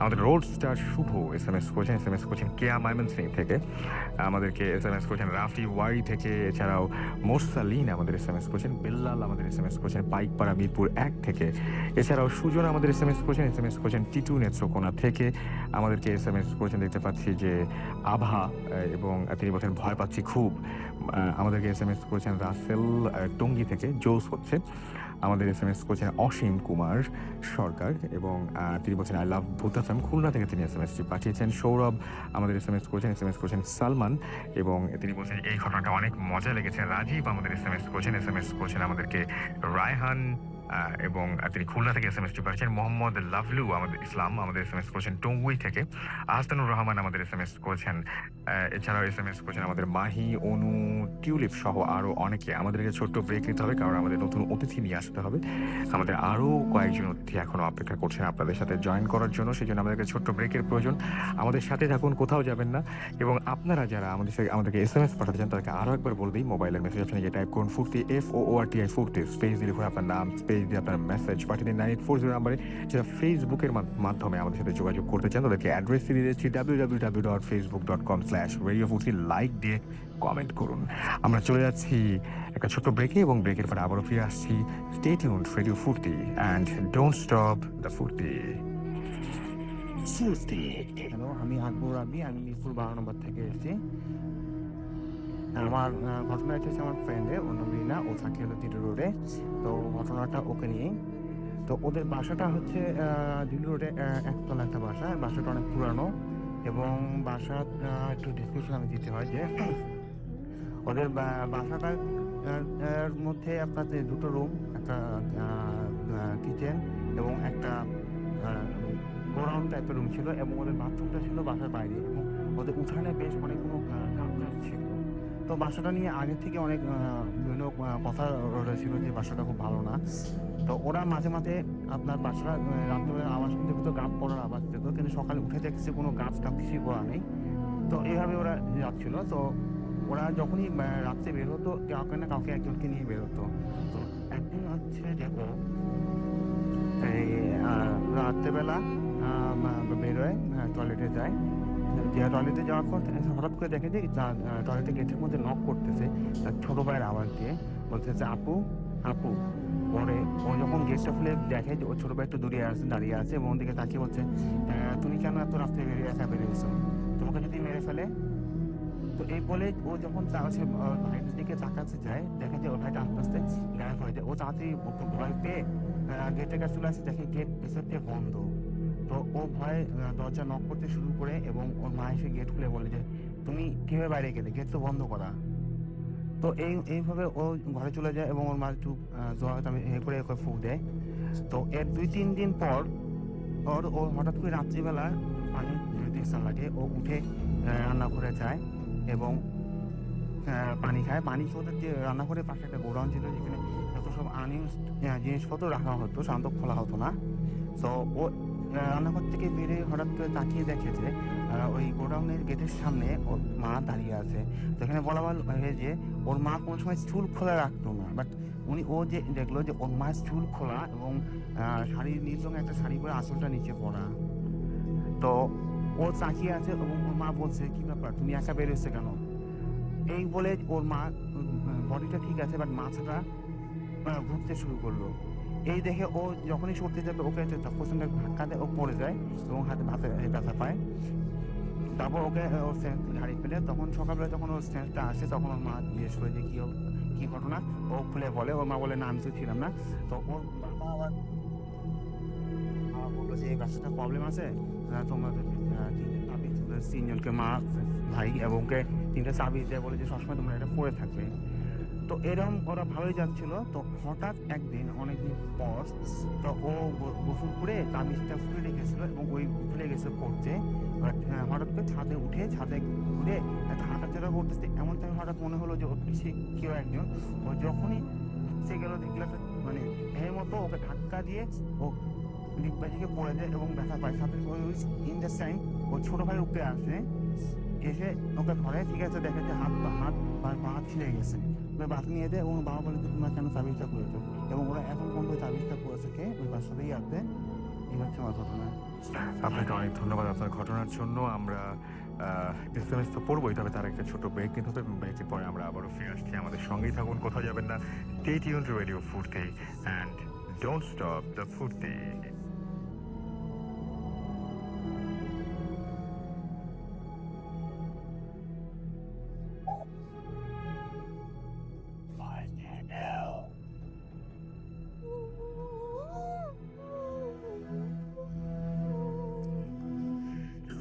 সবসময় ফেসবুকে সময় রাত 1:27 আমি রাজ রাজের সাথে, এবং আছেন আমাদের আরও একজন নতুন অতিথি এবং সেই সাথে আরও একজন পুরনো অতিথি।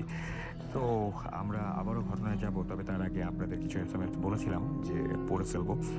আমি আমাদের এসএমএস করেছেন এবং এসএমএস করেছেন আমাদেরকে দেখতে পাচ্ছি নূর মোহাম্মদ, আমাদেরকে আলিজা উত্তরা থেকে এসএমএস করেছেন আমাদেরকে আইরিন এসএমএস করেছেন আমাদেরকে দেখতে পাচ্ছি আমির রামপুরা থেকে, এবং আমাদেরকে এসএমএস করেছেন দেখতে পাচ্ছি মাসুম। এছাড়াও আমাদেরকে অভি এসএমএস করেছেন বরগুনা থেকে, সাকিব আমাদের এসএমএস করেছেন আমাদেরকে মিলন, এবং এসএমএস করেছেন আমাদেরকে মাজহারুল, এসএমএস করেছেন আমাদেরকে ডালিম চাঁদপুর থেকে ফার্স্ট এসএমএস তার, আমাদেরকে জারাফ এসএমএস করেছেন আমাদেরকে জয়ন আল্লাবেদিন জয়।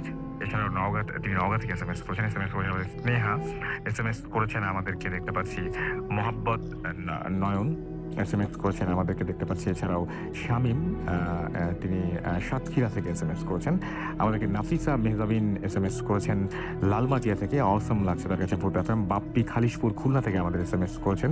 এছাড়াও আমাদের এসএমএস করেছেন দেখতে পাচ্ছি জাহির মনি আমাদের এসএমএস করেছেন। এছাড়া এসএমএস করেছেন দিলরুবা ধানমন্ডি থেকে, এবং তিনি তার হাজব্যান্ড সাগরকে মিস করছেন, তো একা ভূত এসএমএস শুনতে হচ্ছে তাকে ছাড়া।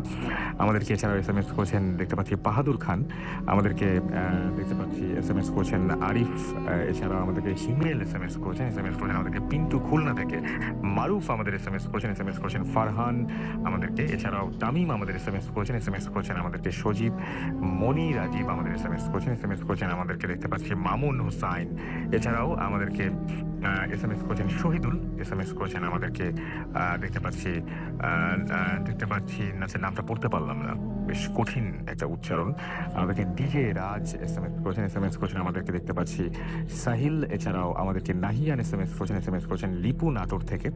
নাজমুল আইরিন আমাদের এসএমএস করেছেন আমাদেরকে হাফিজুল ইসলাম গুলশান 2 থেকে, এবং তিনি লিখেছেন ভয় পাচ্ছি তবুও শুনছি। আমাদেরকে মমো এসএমএস করেছেন, তার খুব ভয় লাগছে। জসিম ধানমন্ডি থেকে আমাদের এসএমএস করেছেন, এবং আমাদেরকে তিনি বলছেন যে 2জন ফ্রেন্ড তারা একসাথে, জেসমিন আমাদের ধানমন্ডি থেকে এসএমএস করেছেন, 2জন ফ্রেন্ড তারা একসাথে ভূতাশ্রম শুনছেন আমাদেরকে। এছাড়াও এসএমএস করেছেন দেখতে পাচ্ছি আরোহী জয়, তিনি এসএমএস করেছেন আমাদেরকে বাকুটিয়া থেকে। এছাড়াও শীতের রাতে ভূত এফএম জমেছে আমাদেরকে সাহিল মাহমুদ মিলন এসএমএস করেছেন উজ্জ্বল। এছাড়াও উদাস আমাদের এসএমএস করেছেন আমাদেরকে রুম্মন। এছাড়াও আমাদেরকে দেখতে পাচ্ছি কেয়া এসএমএস করেছেন জাফর, এসএমএস করেছেন আমাদেরকে আশরাফ, নিঝুম সহ আরো অনেকে। আপনি যদি এসএমএস করতে চান তাহলে মোবাইলের মেসেজ অপশনে গিয়ে টাইপ করুন ফুর্তি FOORTI ফুর্তি, স্পেস দিয়ে লিখুন আপনার নাম, স্পেস দিয়ে আপনার মেসেজ পাঠিয়ে দিন 9840 নাম্বারে। যদি আমাদের ইমেইলের মাধ্যমে আপনি কোনো ঘটনা পাঠাতে চান তাহলে আমাদেরকে ইমেইল করুন। আমাদের ইমেল অ্যাড্রেসটি হচ্ছে bhutfm@radiofurti.fm, which is bhwtfm@radiofoorti.fm। আপনার নাম, ঠিকানা এবং ফোন নাম্বার সহ আপনার জীবনে ঘটে যাওয়া সেরা ঘটনাটি আমাদের কাছে লিখে পাঠান। মেইলের শুরুতে অবশ্যই উল্লেখ করুন যে এই ঘটনাটি আপনি আমাদের এখানে এসে সরাসরি শেয়ার করতে চান, নাকি আপনি চান আমরা আপনার হয়ে ঘটনাটি শেয়ার করব। সেটা অবশ্যই উল্লেখ করলে ভালো। যারা দেশের বাইরে রয়েছে তাদেরকে অনুরোধ করব যে আপনারা ইমেইলে ঘটনা লিখে না পাঠিয়ে সরাসরি যদি আপনারা অডিও ক্লিপটি আমাদের কাছে পাঠিয়ে দেন ইমেইলের মাধ্যমে তাহলে খুব ভালো হয়। আর আমরা কথা না বাড়িয়ে এখন আপাতত ঘটনায় চলে যেতে পারি এবং আমাদের সঙ্গে আরও একজন অতিথি তিনি একবার ঘটনা শেয়ার করছেন। তার সেকেন্ড ঘটনাটা আমরা শুনবো। চলুন শুনে আসি তার ঘটনা। আপনার নামটা একবার বলতে হবে এবং আপনি কোথা থেকে এসেছেন প্লিজ বলবেন। আমি রাসেল মাদারীপুর থেকে এসেছি। আসসালামু আলাইকুম সকল লিসেনার যারা প্রথমে ঘটনা শুনছেন। তো আমার ঘটনাটা ছিল ঢাকা মেডিকেলে। ঢাকা মেডিকেলে আমি অ্যাম্বুলেন্সের ব্যবসা করি, এটা সবাইকে বলেছি। তো একদিন রাত্র 10টা থেকে 11টার দিকে আমি আসতেছি ঢাকা মেডিকেলের ওই লাশকাটা ঘরের পিছন সাইড দিয়ে বের হচ্ছি। তো ওই দিন অনেক গরমের দিন, কিছু বৃষ্টি হয়েছে। বৃষ্টি হওয়ার পরে আকাশটা অন্ধকার আচ্ছন্ন ছিল। তো পাশ দিয়ে যাচ্ছি, দেখি একটা ছোট্ট বাচ্চা, দূর থেকে দেখছি একটা ছোট্ট বাচ্চা ও ওই একটা ড্রেনের থেকে হাত দিয়ে কি যেন উঠাচ্ছে আর খাচ্ছে। ওটা দেখে আমি একটু কৌতূহলবশত আগাই, দেখি কে বাচ্চাটা এইভাবে এত রাখছে, কি উঠায় আর খায়। আগায়া যখন সামনের দিকে যাচ্ছি তখন দেখি যে লাশকাটা ঘরের কোনা দিয়ে যে ট্রেনটা যে তাদের যন্ত্রপাতি ধুয়ে যে পানিটা ফালায়, পানিটা ওই দিয়ে আসে অনেক গন্ধ। ওইখান থেকে ওই ছেলেটা কিছু মাংস, নারী, পুরি এই ধরনের কিছু জিনিস উঠাচ্ছে আর খাচ্ছে। আমি দেখে খুব ভয় পেয়ে যাই যে এই ছেলেটা এই এত রাখছে এই জায়গাটা, এই সব উড়াইতেছে খাইতেছে। আমি গিয়ে একটা জাপটি দিই, এই বাচ্চা তুমি এখানে কি করো, এগুলো কি খাইতেছ? ও আমার দিক তাকিয়ে খুব ভয়ঙ্কর ভাবে একটা হাসি দেয়। আমি আবার ওকে দাবড়ি দিই, চাপ ফেলো, ওঠো, যাও এখান দিয়ে যাও, বাসা কই তোমার। ও কোনো কথা বলে না, আবার উঠায়, আবার খায়, আবার হাসি দেয়। একটা পর্যায়ে যখন আমি ওর কাছে গিয়ে ওকে মারবো এরকম একটা হাত উঠাইলাম, ও ভয়ঙ্কর ভাবে উঠা আমার দুই পার সামনে এসে আমাকে কামড় দিল। এরকম চেহারা করে, আর ওর দাঁতগুলো এবং চেহারাটা দেখে কালো, দেখে আমি ঠিক করে দিয়ে বাইরে দৌড় দিয়ে রাস্তায় চলে যাওয়ার সাথে সাথে ওই জায়গা একটা দোকানের পাশে গিয়ে আমি যারাই এই তো ঘটনা। ওকে, সেদিন আপনি প্রচন্ড তার ভয় পেয়েছিলেন। আর ওই সময় আপনি তার বিজনেসটা করতেন ঢাকা। আচ্ছা, অ্যাম্বুলেন্সের বিজনেস, যেটা আপনারা গত সপ্তাহে শুনেছিলেন। এবং তিনি আমাকে এই সপ্তাহের মাঝে মাঝে একটা সময় তিনি আবারও আমাকে বললেন যে তিনি আসতে চান এবং অনেক কষ্ট করে তিনি মাদারীপুর থেকে এসেছেন। তার আরও একটা ঘটনা হয়তো আমরা সময় পেলে শুনবো। আমরা চলে যাচ্ছি আমাদের আরও একজন নতুন অতিথি এখানে জয়েন করেছেন এইমাত্র, তার কাছে। এবং আপনার নামটা একটু প্লিজ বলবেন, কোথা থেকে আপনি এসেছেন? হ্যালো লিসেনার্স, আমি সাব্বির আহমেদ, উত্তরা থেকে আসছি। আমি টেক্সটাইল ইঞ্জিনিয়ারিং করতেছি মিরপুর আইসিটি থেকে। আমি আপনাদের এখন যে ঘটনাটি বলবো সেটা হলো মির্জাপুরের তরফপুর গ্রামের। তো ঘটনাটি আমার ফ্রেন্ডের দাদার সাথে ঘটেছিল। আমার ফ্রেন্ডের দাদা ছিল অনেক বয়স্ক একজন লোক। তিনি একদিন মধ্যরাতে তার ঘুম ভাঙে এবং তিনি টয়লেটে যাওয়ার প্রয়োজন মনে করে। তখন তিনি বের হয়ে আপনারা জানেন গ্রাম অঞ্চলের বাড়ির সামনে বসার জন্য জায়গা থাকে। তো তিনি ওইখানে এসে বসার পর তিনি দেখা যায় উঠানের মাঝে একজন মহিলা, প্রায় 7 থেকে 8 ফিট একটা মহিলা, কালো কাপড় পরে দাঁড়িয়ে আছে। তো উনি কৌতূহলের করে জিজ্ঞেস করেন, কারণ উনি এখানে সবাইকে চিনেন, আর এত রাতে কোনো মহিলার বাসার বাইরে থাকার কথা না। তো তুমি জিজ্ঞেস করেন আশেপাশের মানুষের নাম দিয়ে জিজ্ঞেস করেন, তুমি অমুক বা তমুক। তো তখন তিনি কোনো উত্তর দেয় না। এই কথা বলতে বলতে তিনি চারদিকে এগিয়ে আসেন। তখন তিনি চিৎকার দেয় এবং তার ছেলে ঘর থেকে বের হয়ে টর্চ মেরে দেখে যে কিছু নাই। তখন তিনি টয়লেটে যান। টয়লেট থেকে ফেরার পথে আবার দেখে যে সেই ঘরের কোনায় সেই মহিলাটি দাঁড়ায় আছে। তো তিনি কিছু না বলে ঘরের মধ্যে চলে যান। তো রাসেল ভাই, তখন থেকে ঘটনাটা শুরু। তখন তারপর থেকে ওই রাতের বেলা বড় বড় ইটের চাকা, মাটির চাকা, এগুলা তার ঘরের চালের উপর মারতে থাকতো এটা। তারপরে এক সময় দেখা গেল যে তার উপদ্রব বেড়ে গেল এবং বড় বড় গাছগুলাতে অনেক তুফানের সৃষ্টি করতো এবং ঘরের চালের মধ্যে অনেক জোরে বাড়ি দিয়ে থাকতো। তো একসময় রাসেল ভাই তিনি কৌতূহলবশত বের হয়ে দেখতে চান যে কি হচ্ছে। তো দেখেন যে একটা আলোর গোলা গাছ, যেই গাছটার উপর যাচ্ছে ওই গাছটাই অনেকভাবে কাঁপতেছে এবং এতভাবে কাঁপতেছে যে ডালপালাগুলো ভাঙছে এবং চালের উপর পড়ছে। তো তখন রাসেল ভাই তিনি ভয়ে ঘরের ভিতর চলে যায়। তিনি তখন কিছু বলেন না। তারপর কিছুদিন পর আপনারা জানেন হয়তো যে গ্রাম অঞ্চলে এক ডিস্ট্রিক্ট থেকে অন্য ডিস্ট্রিক্টে দিনমজুর যারা তারা কাজ করতে যায়। তো ওনাদের অনেক শস্য ক্ষেত ছিল। তো সেখানে কাজ করার জন্য কিছু লোক এনেছিল। তো ওনাদের জন্য থাকার একটা ঘর দিয়েছিল। তো সেই ঘরে এই জিনিসটা ডিস্টার্ব করা শুরু করলো। প্রথমে তার দরজায় নক করতো। দরজা খুলে দেখতো যে কিছু নাই। তো তারপরে আবার আপনারা জানেন টিনের ঘরের উপর যে ফাঁকা থাকে ওই ফাঁকা দিয়ে তারা সেটা উঁকি দিত। তো উঁকি দিত, তো তারা অনেক ভয় পেত যারা দিনমজুর ছিল। তো একদিন রাতে দেখে যে দিনমজুররা যে ঘরের চালের নিচে যে একটা থাকে, ওই কাঠ থাকে, সেই কাঠের উপর সেই মহিলাটা বসে আছে। তো ওইটা দেখার পর তারা অনেক ভয় পায় এবং তাদের সবারই অনেক জ্বর আসে।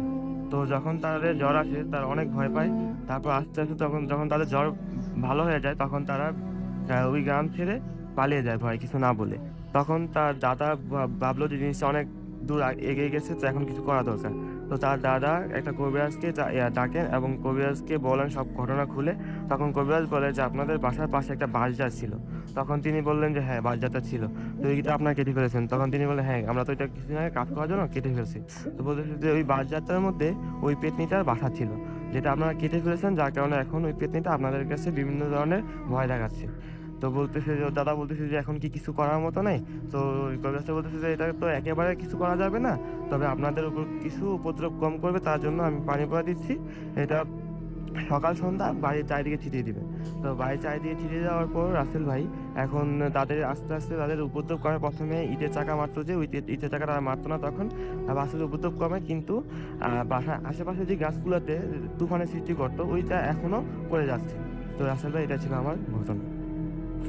অনেক ধন্যবাদ আপনাকে আপনার ঘটনার জন্য। আশা করছি আপনাদেরও অনেক বেশি ভালো লেগেছে। আমরা আপনাদের কাছ থেকে সেটা জানতে চাই যে কেমন লেগেছে। আপনাদের মতামতটা অনেক জরুরি, কারণ আপনারা যেরকম মতামত দেবেন সেরকম ঘটনাই কিন্তু আমরা সিলেক্ট করবো। সো এটা পুরোপুরি ডিপেন্ড করে আপনাদের উপরে, যে আপনারা আমাদের জানাবেন যে কেমন লাগছে, কোন ঘটনাটা বেশি ভালো লাগলো, কোন ঘটনাটা তেমন একটা ভালো লাগেনি, সেগুলো অবশ্যই আমাদের জানাতে হবে।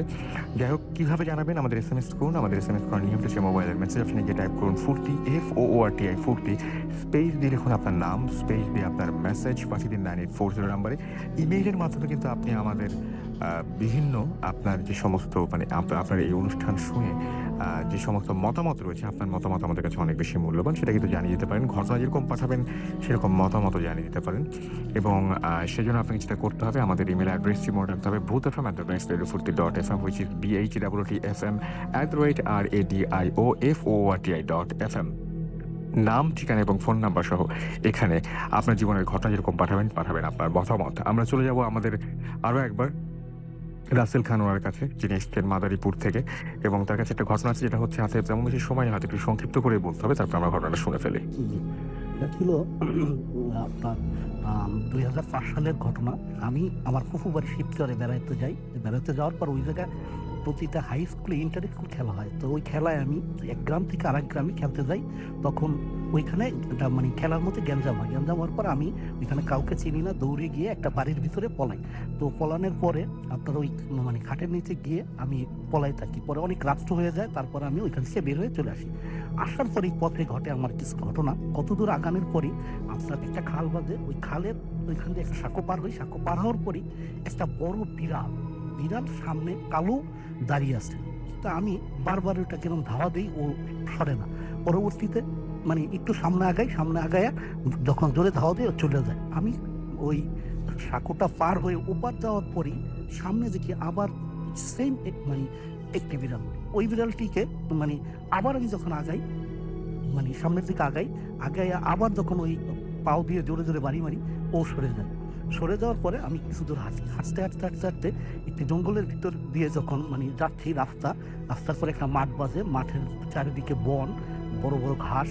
ওর ভিতরে দেখি একটা মহিলা, অনেক বয়স্ক মহিলা, সে আস্তে আস্তে আমার সামনে হেঁটে যাচ্ছে। তো আমি পিছ থেকে মহিলাকে বলতেছি কি যে চাচি আমি সরকারের স্কুলে যাব, কোন রাস্তায় যাবো আমাকে একটু দেখান, আমি চিনি না। তো উনি 2-3 বার জিজ্ঞাসা কখনো কথা বলে না। ৩য় বার যখন আমি একটু জোরে হেঁটে ওনার কাছে যাই, তখন উনি বলে ৩ নদীর মোহনায়, খুব ভয়ঙ্কর ভাবে বলে ৩ নদীর মোহনায় আয়। আমি আগাই, মানে ওনার কথা শুনে আমি আস্তে আস্তে ওনার হাসতে হাসতে দেখি ওই মহিলা কতদূর গিয়ে আর মানে নদীর চিন্তা মুখ ওই দিকে নামে, আমাকে ডাকে, চাই আয় আয়।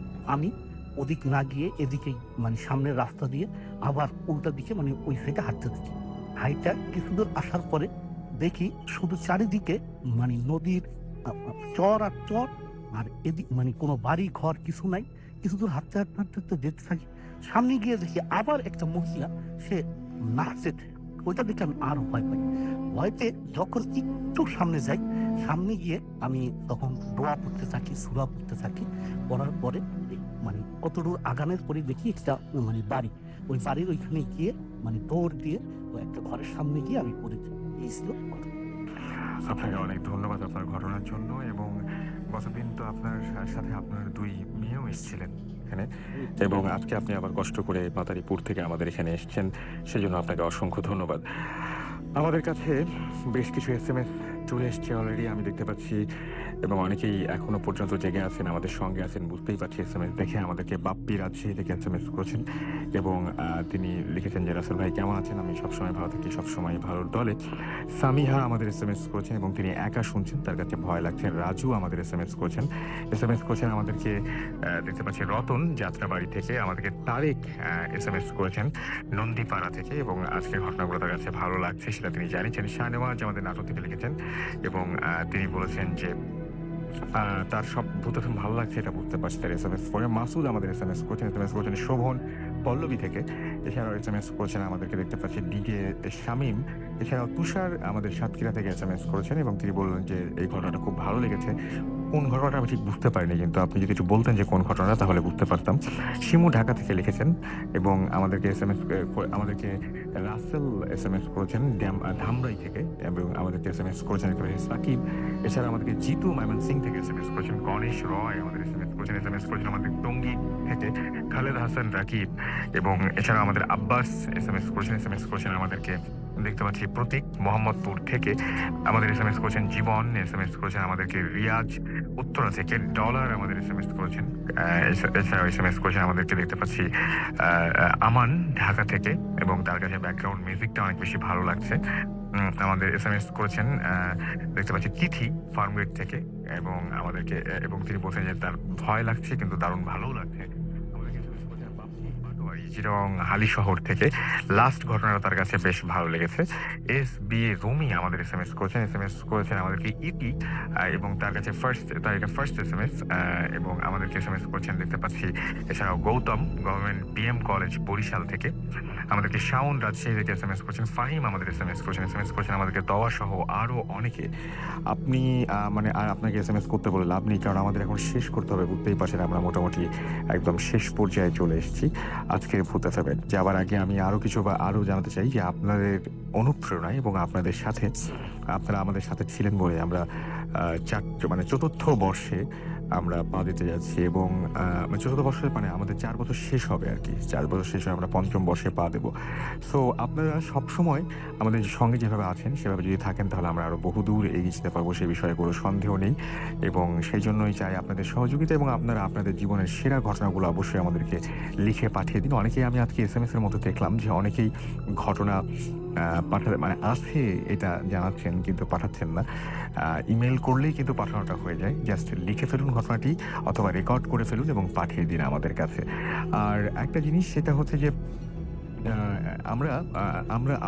আমরা অনেক সময় এরকম হয় যে দৈনন্দিন অনেক কিছুই আমরা ইগনোর করি, কিন্তু এরকম অহরহ অনেক কিছুই কিন্তু অস্বাভাবিক অনেক ঘটনাই আমাদের চারপাশে ঘটে, এবং আমাদের চারপাশে এরকম অনেক মানুষ আছে যে যারা এরকম মানে কি বলবো যে ভালো ধরনের ঘটনা মানে এরকম অনেক ঘটনার সম্মুখীন হয়েছে।